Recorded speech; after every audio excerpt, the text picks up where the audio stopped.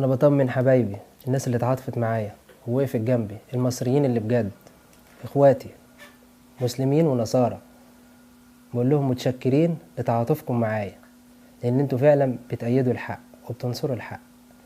وانا الحمد لله بخير وموجود وحي ارزق وشغال ومفيش اي مشكله، ومفيش حد زي ما الناس بتقول بتوع الامن جولي، ولا حد سألني ولا سأل اهلي ولا حد جه نواحية. انا شغال زي الفل ومفيش اي حاجه، وبعضي حاجتي زي اي مواطن عادي.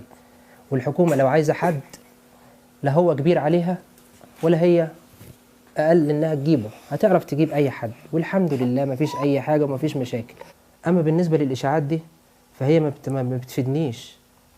انا مش جورج كلوني ولا ممثل ولا انا انسان بسيط، بصحى من النوم بروح شغلي وباجي بعدي اروح اشوف اسرتي، واسرتي مش مراتي وزوجتي وبس، عندي خالي، عندي خالتي، عندي عمتي، عندي اهلي. فدول لما يسمعوا اشاعه ان انا اعتقلت او اتقتلت، دي مش هتبقى بالنسبه لهم هينه، وهتتعبهم نفسيا وهتتعبني انا نفسيا، لكن انا بخير والحمد لله. واحب اقول لحضراتكم لو عايزين خبر، اكيد عندكم مواقع رسميه على السوشيال ميديا اللي انتوا بتسموها، يعني عندك موقع رئاسه الوزراء، وعندك موقع القوات المسلحه، وعندك موقع الداخليه.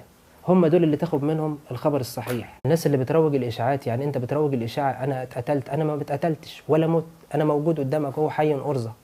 يعني انت بسبب كده انت بتعمل ايه؟ انت بتعمل فتنه بس انت مش واخد بالك. لو انا عايز خبر حقيقي انا اروح ادور على مصطفى اشوفه فعلا حي ولا مش حي، بس مش اكتر ولا اقل. وفي حاجات مهمه اكتر من مصطفى نشغل دماغنا بيها، نحاول نساعد الناس، الشهداء اللي بتموت نشوف اسرهم، دول اولى. اي حد اللي بيروج الاشاعات انت كده بتلعب بمصر. وانا لما اتكلمت عن مصر، ومحدش ينفع يلعب مع مصر، لان محدش يلعب مع امه.